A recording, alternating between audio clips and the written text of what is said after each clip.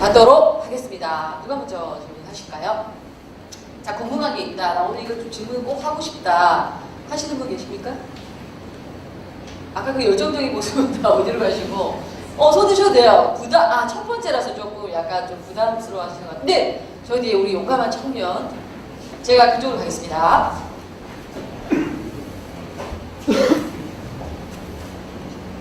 예, 반갑습니다. 저는 창원에서 교육업에 이제 종사하는 사람인데요. 이제 가상현실에 이제 관심이 많아서 뭐 이것저것 기사나 이런 것들 찾아보는데 향후 교육 시장 같은 경우는 이제 향후 이제 어느 정도 이제 가상현실 시장이 안정화가 되면 이제 거의 가상현실 VR 같은 기계들이 모든 공교육을 대체할 것이다. 완전 혁신적일 것이다. 학교에서든 집에서든 뭐 학교 갈 필요가 없을 정도로 그렇게 이제 대체가 될 것이다 하는데 과연 이게 정말 그렇게 그 정도로 이제 현실적으로 될 것인지 실제로 이렇게 종사하시는 분들의 좀 이야기를 듣고 싶어서 교육 시장에 관련돼서 향후 어떻게 그렇게 좀 진행될 건지 아니면 정말 혁신적으로 정말 모든 게 바뀔 정도로 교육에서도 학교 갈 필요가 없이 그렇게 될 것인지 거기에 대해서 의견이 좀 궁금해서 질문 드렸습니다. 어떤 세 분? 네. 예.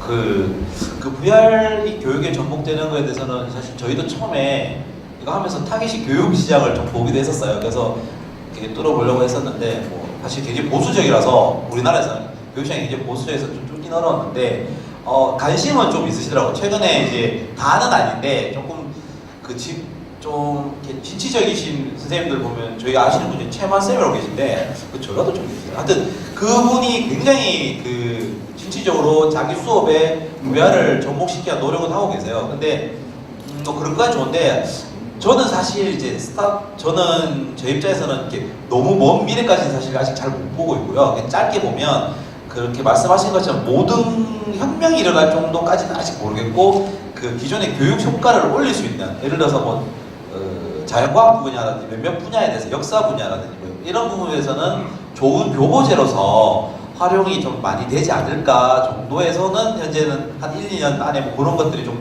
이렇게 이슈가 있지 않을까라는 생각은 좀 하고 있습니다. 그래서 최근에도 보면 몇몇 이렇게 교육 쪽 하시는 분이 관련해서 이렇게 문의를 오시는 경우는 있었어요. 이렇게 교육 영상이나 이런 거 만드시는 분들, 그 다음에 실제 학교에 계시는 분들도 이렇게 조금씩 문의는 있으신 것 같더라고요. 제가 조금 더 관심이 올라가긴 했어요. 근데 이제 교육시장 조금 보수적이라서 누군가가 그걸 증명하지 않으면 아직은 이제 다 움직이진 않는 그런 형태에 있습니다. 누군가는 이렇게 이 교육 효과를 증명을 해야 될 것 같아요. 그리고 선호희 대표님도 한 말씀 부탁드리겠습니다. 혹시 무크라고 아세요? 무크? 네, 요즘 이제 북미에서는 무크가 모의학자들이 찾아보고 있던 건데, 예, 이게 매시브 오픈 온라인 코스라고 얘기하죠. 지금 20세기에서 교육을 해왔던 우리는 공장 같은 교육을 받고 있잖아요. 어떤 일정한 시간대에 어디에 있어야 하고, 그리고 평준화된 교육을 받아서 그것을 그냥 그 평준화된 사람들에게 평균 채점을 매겨서 우수한 학생을 가리는 그런 것들이 20세기에서의 어떤 교육이었다 그러면 이제 21세기에서 우리가 바라보는 교육은 맞춤화 교육으로 많이 변하고 있습니다. 모크가 가장 대표적인 예가 이게 모크에서는 제가 스탠포드 대학 강의를 들을 수 있고 하버드 들을 수 있고 그런 것들이 무료로 강의된다는 거죠. 지금 그런데 가려고 그러면 어마어마한 비용을 주고 가는데 세상은 점점 이렇게 오픈 플랫폼으로 되어가고 있고 또 나의 그 스터디 영역, 즉 나의 그 학습 능력에 맞추어서 간다고 한다 그러면 이제 자본과 같은 이제 영상 콘텐츠라든가 뭐 이렇게 다양한 체감형 콘텐츠가 증가하기 시작하면 실은 교육 면에서도 상당히 비용 절감과 그 다음에 생산성 높일 수 있는 부분을 존재를 하고 있어요. 실질적으로 지난 10월에 페이스북이 발표한 오큘러스 커넥트라고 하는 행사에서 발표한 내용 보면은 앞으로 페이스북은 2017년간 교육 분야에 50밀리언 달러, 한국은 5천만 달러면 한 500억 정도의 규모가 되겠네요. 그 정도로 이제 가상현실 교육용 컨텐츠 투자하겠다. 그리고 또 구글은 엑스페디션이라고 하는 또 교육용 프로그램을 만들어서 구글 카드를 통해서 제공하고 있거든요. 그러니까 지금은 어떻게 보면은 장기를 보시다 보면 교육이라고 하는 것에 대한 교육 쪽에서 디맨드를 교육에서 요구하는 것을 우리가 수동적으로 당할 것이 아니라 우리가 이런 트렌드를 이것을 맞춤형 교육과 그다음에 이런 생산성과 그다음에 비용 절감성을 제시할 수 있다 그러면 교육의 입장에서는 그 혁신을 받을 수 있다고 생각해요. 그러니까 사업이라고 한다는 것은 이게 어느 영역에서 디맨드가 있으니까 제시하는 것도 있지만 반대로 그런 디맨드를 만들어내는 경우도 있거든요. 제가 가장 좋아하는 그 사업 중에 하나가 스티브 잡스인데 스티브 잡스가 한 얘기 중에 이런 말이 있습니다. 소비자는 소비자가 뭘 원하는지 모른다. 그러니까 교육 쪽에 관심이 있다 그러면 교육 시장에 내가 어떠한 비전을 제시할 수 있고 가상현실로 어떤 것들이 가능한지를 보일 수 있다 그러면 교육 쪽은 반응이 있지 않을까 싶습니다. 이슈 대표님도 혹시 말씀해주세요.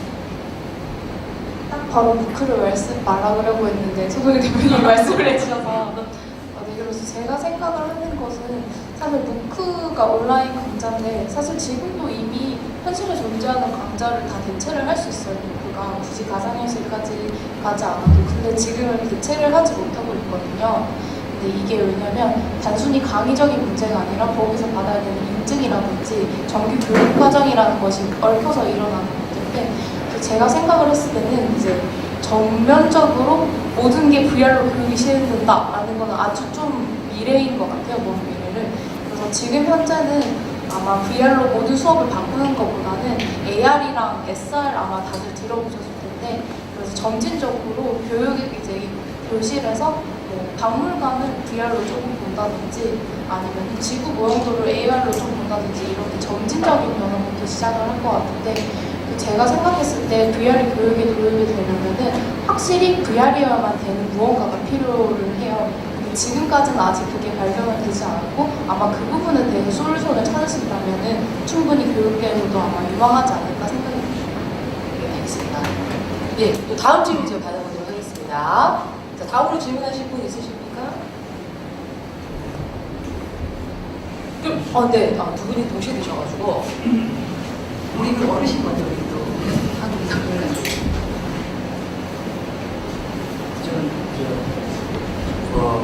VR을 최근에 접해봐가지고 참 좋은 프로그램이다, 좋은 것이다 이렇게 생각했는데 VR로 가지면 세상에 뭐 우리 3D 뭐 프린터를 가지고 뭐 자기 만든 물건 어떡하냐 그 대형 그 VR로 가지고 하면 굳이 뭐 대학교에 뭐 비싼 것 같습니다. 우리 서동 대표님 말씀하셨잖아요.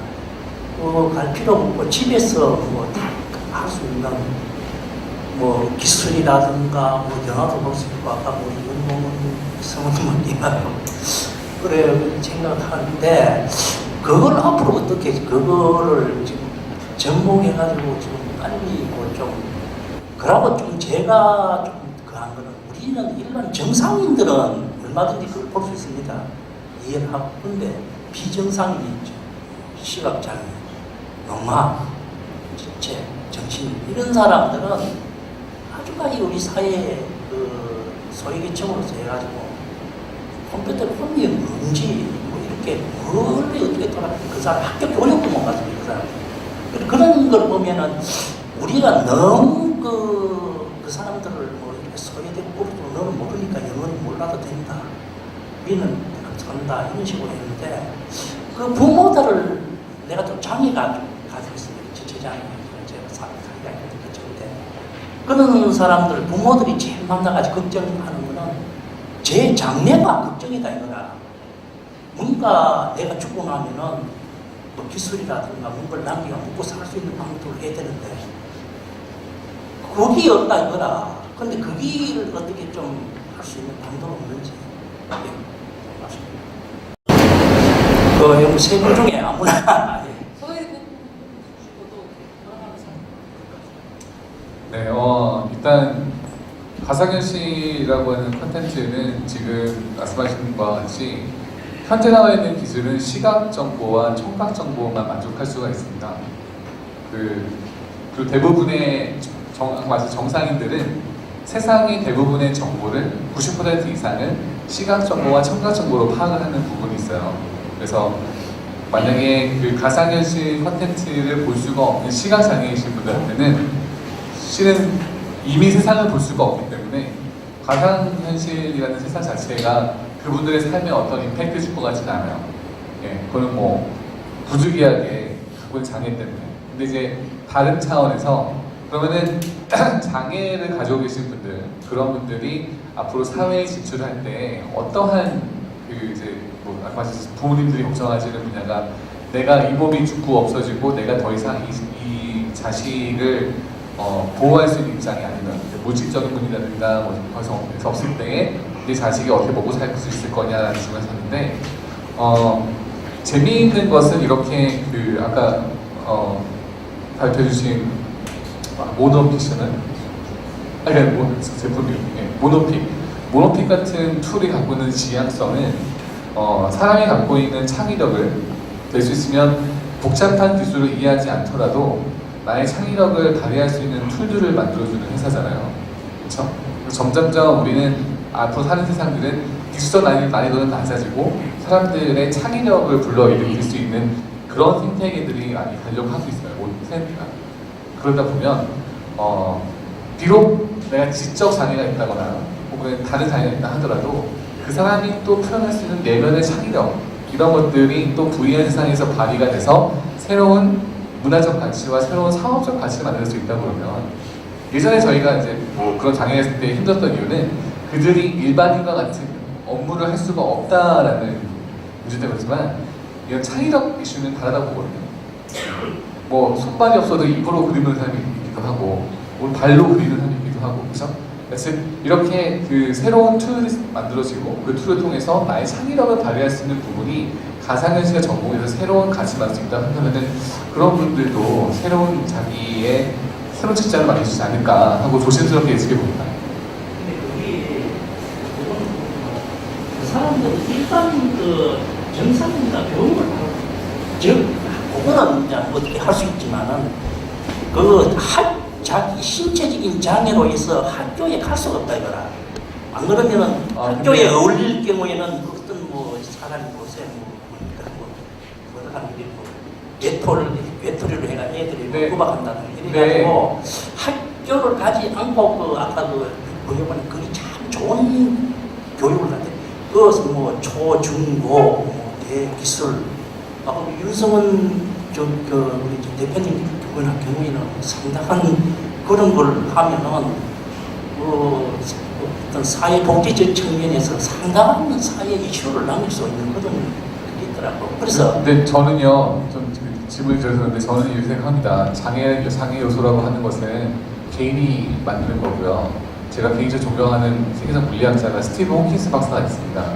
스티브 호킨스 박사는 정신지체라고 하기보다는 이제 뭐 로게렉병에 걸려서 몸을 움직이지 못하는 병이지만 여기다가 하나의 마이크를 해서 자기 거의 천천히 물리학자로 볼 수 있거든요. 그러니까 저는 제가 장애인을 봤을 때 장애가 있어서 그냥 불쌍하다기보다는 그 장애적 요소를 내가 어떻게 극복을 할 수 있느냐, 거기 내가 어떻게 같이 갈 수 있느냐에 도전을 해야지 우리가 사회적으로 그 사람이 장애가 있기 때문에 무엇을 못할 것이다, 무엇이 불안할 것이다 라고 그들에게 뭔가 불쌍한 눈을 보고 그들에게 뭔가 할 수 없다라고 생각해버리면 실은 그들이 사회 실정이 더 어려울 것 같아요. 차라리 오히려 그들이 더 자기의 내면을 끌어낼 수 있는 분위기를 주서 만들어주고 그런 툴들을 만들어서 그들이 독립할 수 있는 것을 만들어주는 게 중요하지 그거에 대해서 저희가 뭐 불쌍하니까 뭐가 안 좋으니까 시선은 그 장애를 가진 분들에게도 올바른 시선이라고 생각하지 않습니다. 혹시 우리 다른 여사님 말씀하세요? 네, 뭐그 VR이라는 건 굉장히 좀 어떻게 이제 평등한 플랫폼인 것 같아요. 그러니까 사실은 지금 수준에서 VR 기술 보면 VR 쓰는 순간, 이렇게 체험하는 순간 거의 다 비슷해요. 왜 움직일 수 있는 공간도 한정적이고요. 할 수 있는 게 다 비슷해지거든요. 거기 안에서 이루어지는 뭐 아까 지금 교육과 같은 플랫폼, 교육 컨텐츠들이 거기서 잘 활성화돼서 교육을 받는다면 정상이든 비정상이든 똑같이 이제 다 할 수 있을 것 같고 그 또 VR 세계가 더 확장돼서 VR 세계 안에서 가상의 세계가 또 존재하지 버리면 그 안에서 그들이 할 수 있는 것들이 또 많이 늘어났고, 왜냐면 거기 이미 디지털로 만들어진 세계이기 때문에 장애는 큰 요소가 되지 않아요. 뭐 이동하는 것도 정상인들도 디지털 가상세계에서는 이동하는 건 마찬가지로 진짜 걷지를 못해요. 누워 있어가지고 이렇게 뭐 갔다 갔다 하면서 움직이겠죠. 그럼 그 사람 누구나 다 똑같은 거죠. 그리고 그 장애 뭐 시각이 안 보이고 청각이 안 보이는 것들도 지금은 이제 약간 간접적으로 이제 정보를 주는데 나중에 되면 뇌 신경의 시신경 같은 걸 이용해서 직접적인 정보를 주게 될 겁니다. 그런 세계까지 가버리면 약간 좀 무섭긴 한데 하여튼 그런 세계, 예, 약간 그런 세계가 올 수도 있을 것 같아요. 네. 장애는 뭐 극복할 수 있을 것 생각합니다. 너무 좋은 얘기 해주셔가지고 저는 두 분이 다 말씀을 해주셔서 다른 측면에서 바라보자면 이제 제 친구 아버님이 시각장애인이시거든요. 그래서 보통 시각장애인 스마트폰을 못 쓸 거라고 생각을 하잖아요. 근데 요즘 스마트폰에 어플을 읽어주는 어플이 나왔어요. 시각장애인들도 무리 없이 스마트폰을 사용할 수 있게 만든 어플리케이션이거든요. 저도 가상현실에서도 지금 현재는 일단은 일반인을 대상으로 콘텐츠가 진행이 되지만 앞으로도 좀 더 발전을 하고 그리고 장애인들을 위해서 시각을 읽어주는 서비스부터 가상현실에서 촉각을 더 느낄 수 있게 하는 서비스가 발전을 할 거라고 생각을 하고 또 궁극적으로는 지금은 가상현실이 시각이랑 청각에만 집중되어 있는데 앞으로는 촉각부터 미각 모든 감각들을 다 통합을 하게 될 텐데요. 그 중에서 하나의 장애를 가지고 있는 것은 저는 크게 문제가 되지 않을 거라고 생각을 하고 오히려 사회에서 실제로 할 수 없었던 거, 실제로 한 개의 장애를 가지고 있었기 때문에 하지 못했던 거를 가상현실에서 자유롭게 하면서 오히려 더 그런 것들에 대해서 거부감이 없어지지 않을까라고 생각을 합니다. 네, 맞습니다. 네. 그렇게 할 수 있는 날좀 빨리 왔으면 네, 빨리 왔으면 좋겠습니다. 자, 우리 아까 우리 손 드셨던 질문 받겠습니다. 자기소개 한번 부탁드릴게요. 되게 어려운 거셔가지고. 네. 저는 부산 동서대학교에 재학 중인 학생입니다. 저는 서동일 대표님에게 질문 드리고자 합니다. 아까 서동일 대표님이 발제하실 때 지금 현재 가상현실 기기를 착용하면 이제 좀 커서 이제 물리적인 불편을 호소하시는 분들이 계시다고 말씀을 하셨는데 제가 얼마 전에 VR 기기를 착용해서 게임하는 인터넷 방송을 본 적이 있습니다. 그 방송에 이제 게임하는 플레이어분이 한 5분, 10분 정도 하다가 어지러워서 못하겠다 내려놓으시더라고요. 기기를. 혹시 좀 VR 같이 엄청 입체적인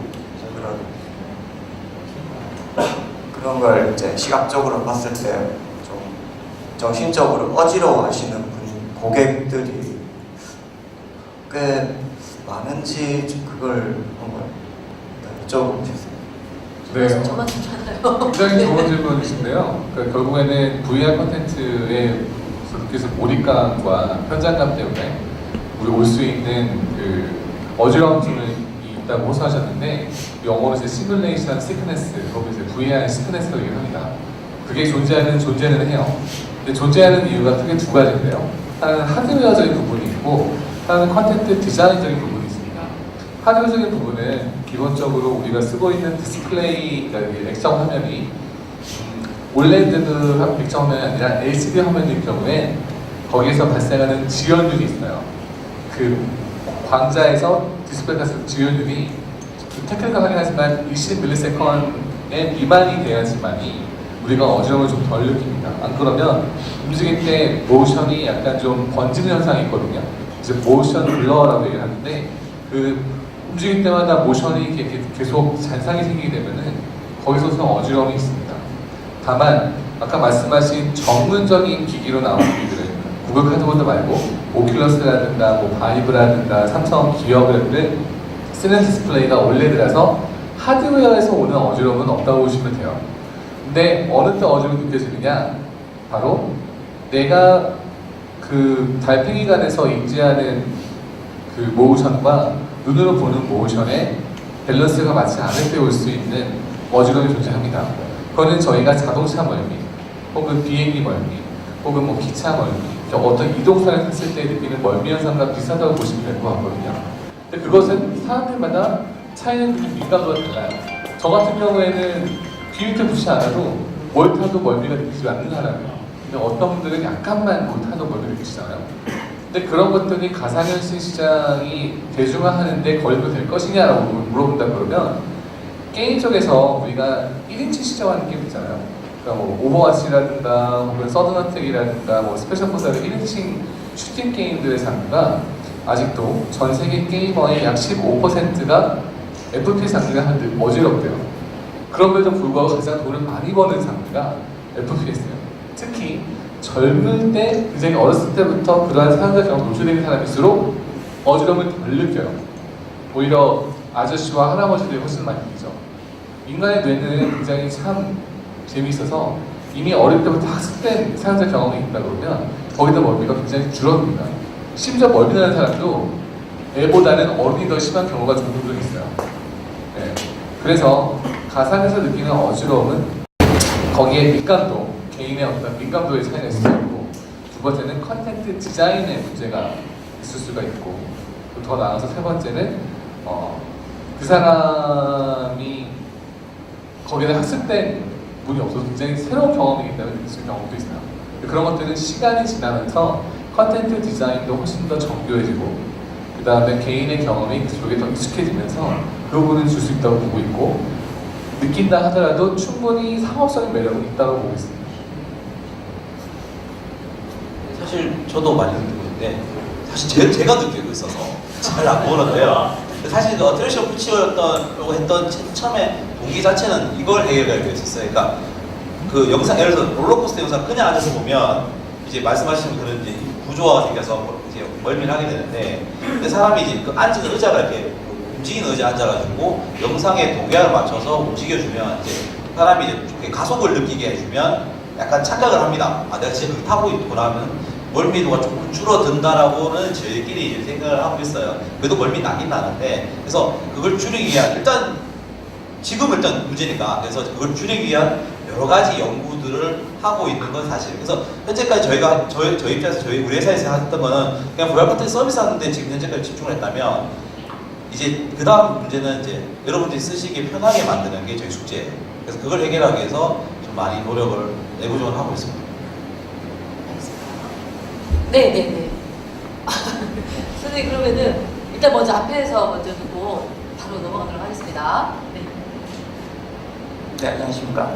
저는 뭐 VR 시장을 리드하는 기업이기 때문에 뭐 굉장히 좋다고 생각하고요. 현재 일찍 기업을 하시면 아시다시피 한국에서는 대부분 규제라는 곳에 발목을 잡히게 돼 있고요. 그리고 컨텐츠 산업은 보통 수많은 이해관계들이 있는 업체들 혹은 그 이익단체들이 거기에 이 규제를 만들고 이제 시장 기술 막는 케이스가 굉장히 많습니다. 뭐 소위 말하는 금융업계는 핀테크가 들어가기 어렵고요.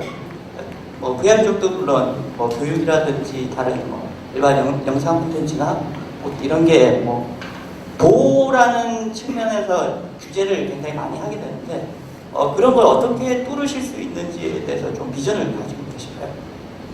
저 사업 접으려고요.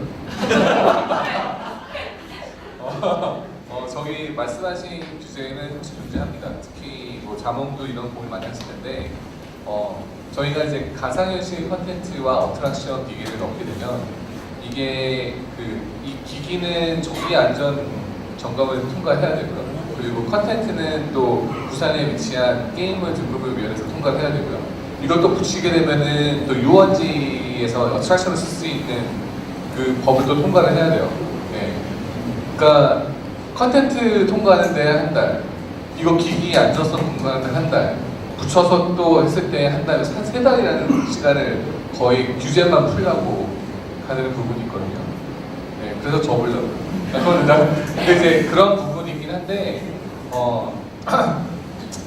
그거는 뭐 싸울 수밖에 없는 거고 지금도 저도 뭐 문체부라든가 뭐 미래부라든가 산업자원부에게 이런 이슈를 이야기하고 있고요. 그래서 그거는 이제 업계가 좀 이렇게 계속 정부에게 이야기해서 국내 규제를 할 수 없을 것 같아요. 근데 뭐 자몽도 하시겠지만 일본에 가신다거나 뭐 중국에 가시면 지금으로서는 국내 시장보다는 해외 시장 그런 좀 규제가 적은 시장 쪽에다가 노력을 보일 수밖에 없는 불행한 상황이고요. 네. 뭐 지금은 투자도 잘 들어오지 않는 상황이라 만약에 VR을 창업하시는 분들이 계신다라고 한다면 굉장히 점점 긍정하시면서 네, 하고 계세요. 네, 쉽지 않은 시장입니다. 하지만 여기서는 이제 기술력 확보와 컨텐츠 디자인 능력 확보라는 차원에서 지금은 도전할 의미가 있다고 생각하고 있습니다.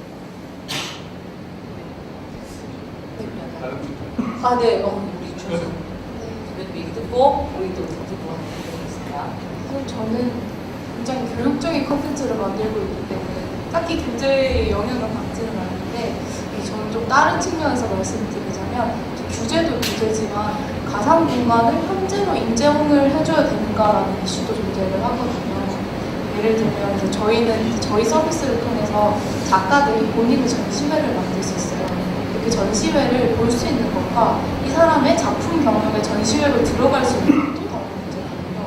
그래서 이런 구체적인 문제도 존재를 하지만 실제로 가상현실에서 한 거를 실제로 인정받을 수 있느냐, 아까 얘기하신 교육 쪽도 마찬가지로 가상현실로 들은 수업을 실제 수업으로 인정받을 수 있느냐, 이런 주제도 좀 문제를 합니다. 진짜 좋은 얘기 해주신 것 같아요. 네. 규제에 좀 많이 사실 지금 콘텐츠를 다뤄가는 규제 사실 저것도 있어서 영상물이니까 영상물 심의도 받긴 했었어요. 그래서 일단 19분은 다 일단 받고 와요. 그래서 다 달고 하는데 처음에 하니까 이제 바깥 에피소드가 그들도 이런 포맷을 처음 본 거예요.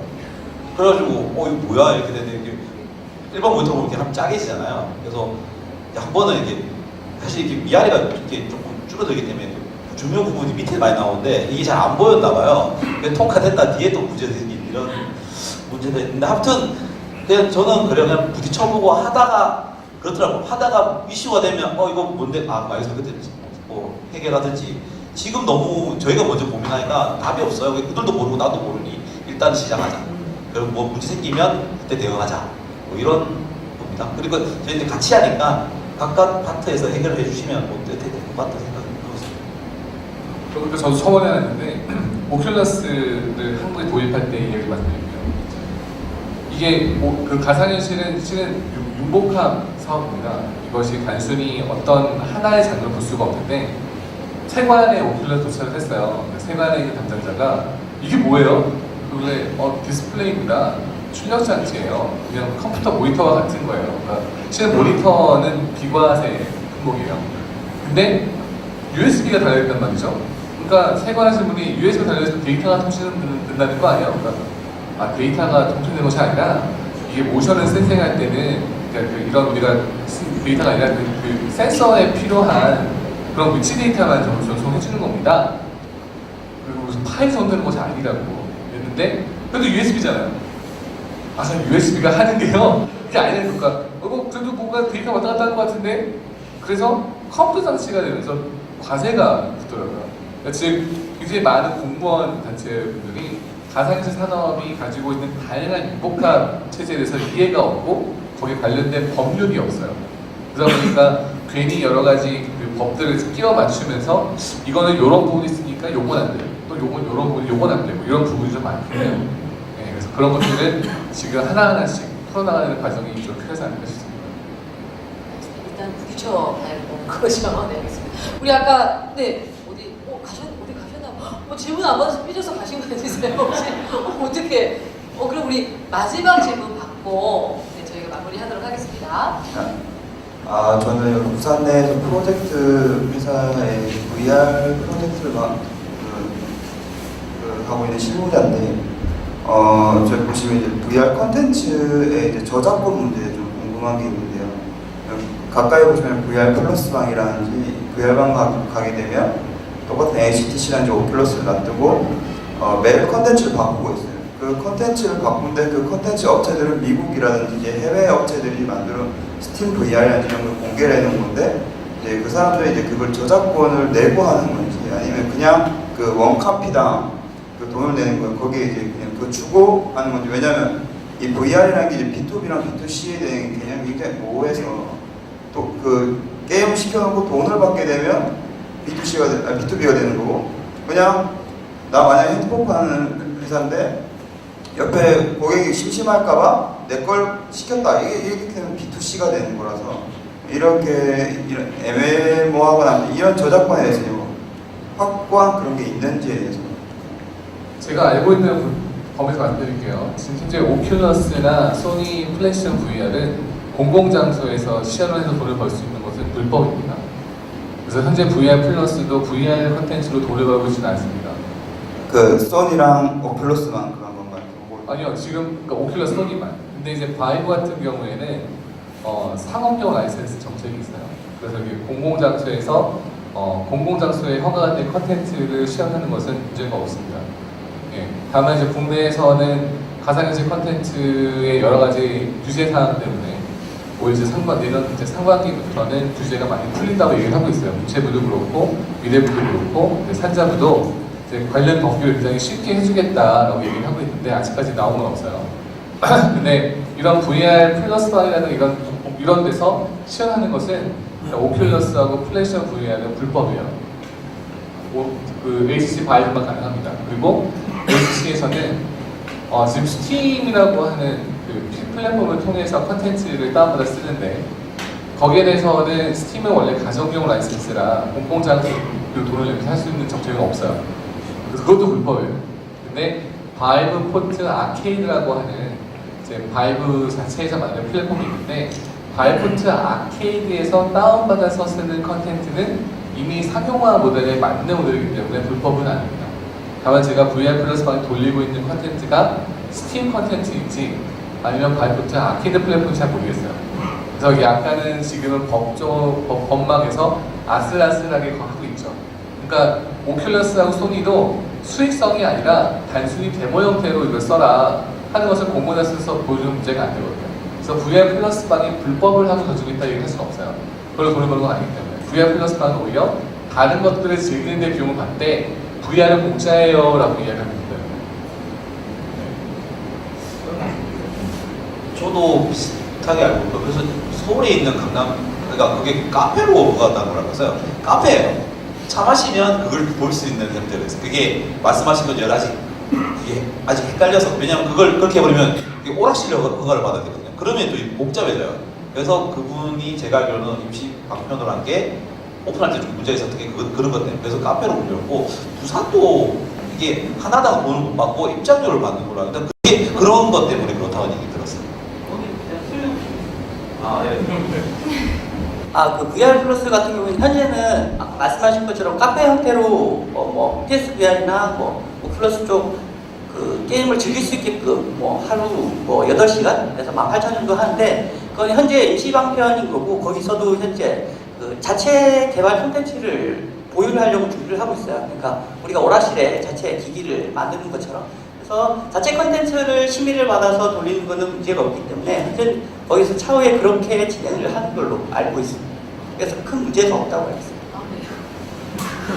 가연자분 한 분 더 앉아 계신 것 같아요. 아까 전에 그 VR, HTC라든지 오큘러스라든지 상업적으로 HTC는 어느 선에서 가능하고 오큘러스는 이제 공공이 불가능하다. 그 기준은 한국을 제한하는 거냐? 아니, 전 세계적으로 나와 있습니다. 그래서 엔드 유저 라이센스 어그리먼트가 있고요. 거기에서는 우리가 그냥 보통 동의합니다 클릭해버려서 읽지 않는 부분이 있는데, 제가 오큘러스 라이센스를 직접 풀이하던 사람 중에 한 명으로서 그 공공장소에서 수익성을 위한 시연은 불가능하게 돼 있어요.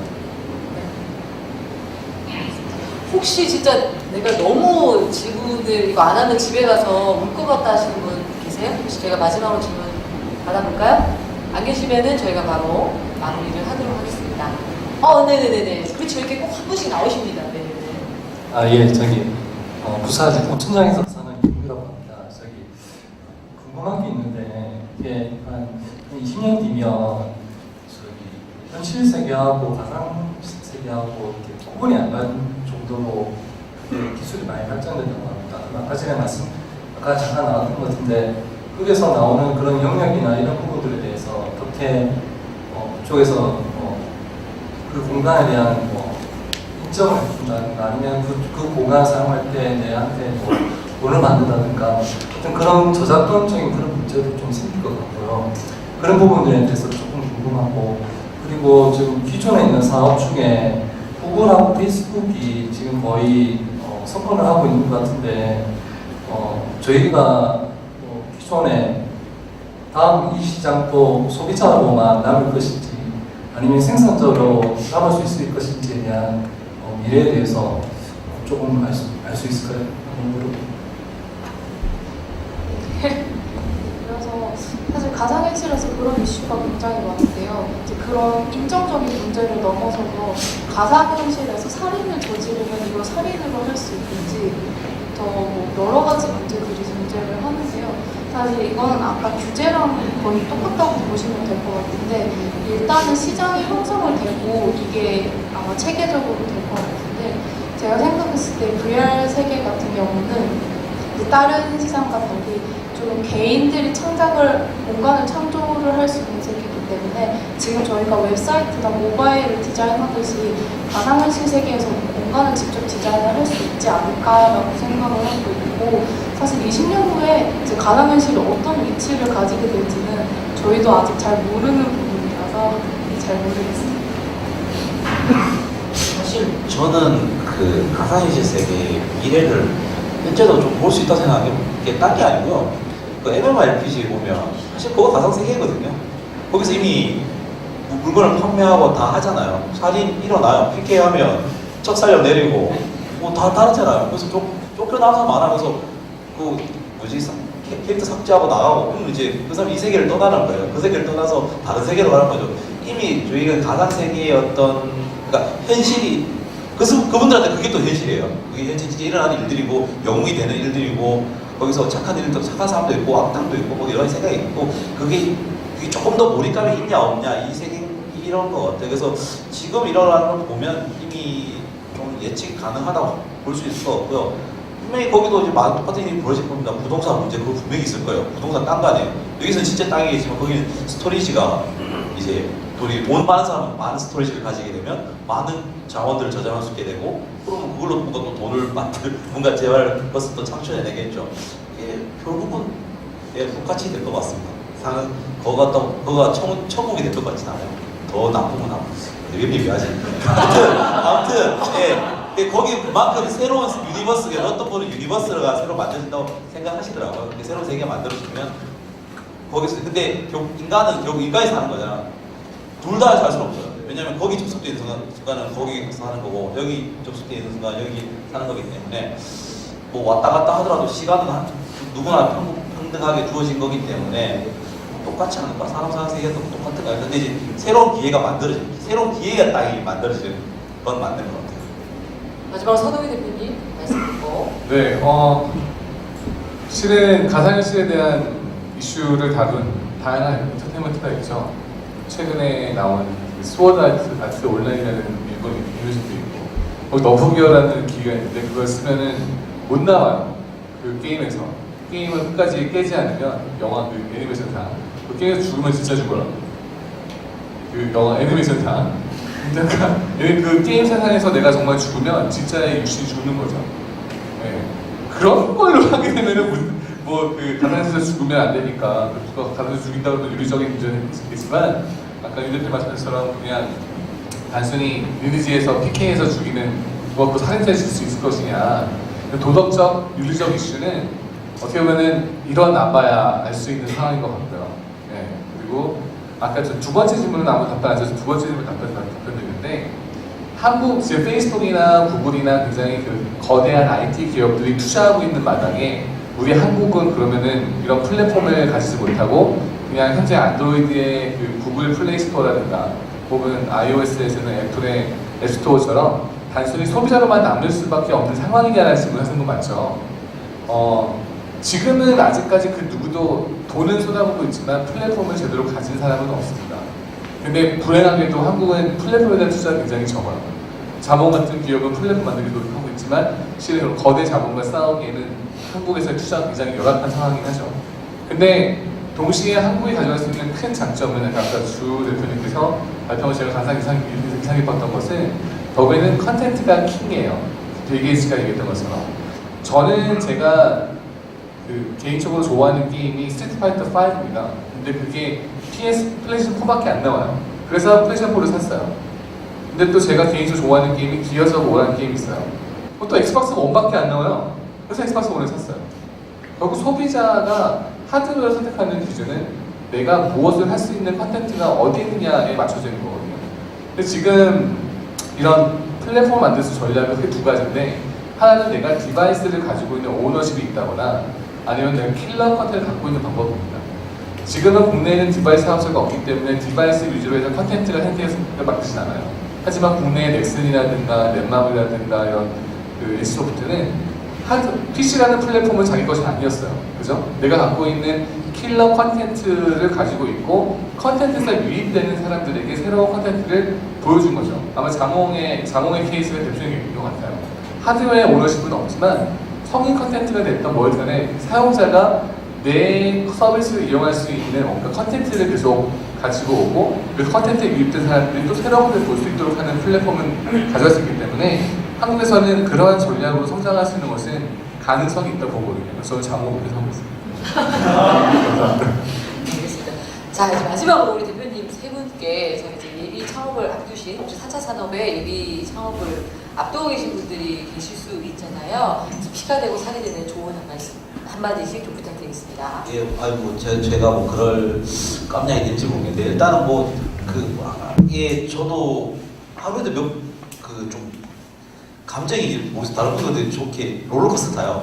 좋다가 나쁘다가 좋다가 나쁘다가 장고 보면 나빠진다가 애들 직원들이 뭘 만들어 먹으면 좋아 컨텐츠 새로 나오면 좋아 하다가 또 안 들어먹어 이렇게 왔다 갔다 해야 되는데 뭐 그냥 문제가 항상 있어요. 문제를 올라가는 계단 같은 것 같아요. 그래서 하나 꾸준히 풀어가다 보면 언젠가는 될 거라는 믿음, 예, 그거 하나 가지고 하고 있습니다. 아마 힘든 게 될 겁니다. 근데 그래도 여기까지 뭐 시작했으면 끝을 봐야죠. 남자라면 그 말씀 드리고 싶어요. 분명히 힘든데 그만큼의 이제 가치는 있을 것 같습니다. 제가 사업을 시작하게 된 계기는 그거였어요. 어느 날 꿈을 꿨는데 공공기관 일을 할 때 꿈을 꿨는데 장례식장, 자해 장례식장을 봤어요. 근데 사람들이 왔는데 아무도 제 얘기를 안 해요. 그러니까 잊혀진 존재란 거예요. 그게 너무 무서웠어요. 그래서 원래 컨텐츠를 좋아했고 게임을 좋아했던 사람이기 때문에 나와서 이 사람 이름을 하나 남겨놓고 난 죽어야겠다. 그래서 내가 없어지면 죽더라도 혹시는 죽지만 사람들이 혹시나 50, 60년 후에 이런 자리에서 저를 추억할 수 있게 만드는 게 제 꿈입니다. 그거 가지고 시작했어요. 그런 꿈을 가지고 하셨으면 좋겠습니다. 네, 고맙습니다. 제가 이제 가상현실 사업에서 말씀드리고 싶은 거는 결국은 스토리가 힘이다 인 것 같아요. 여러분 해리포터 책 나오고 나서 영화 나오면 보시죠. 그리고 게임 하면 또 하시잖아요. 결국은 그 핵심 콘텐츠가 중요한 거거든요.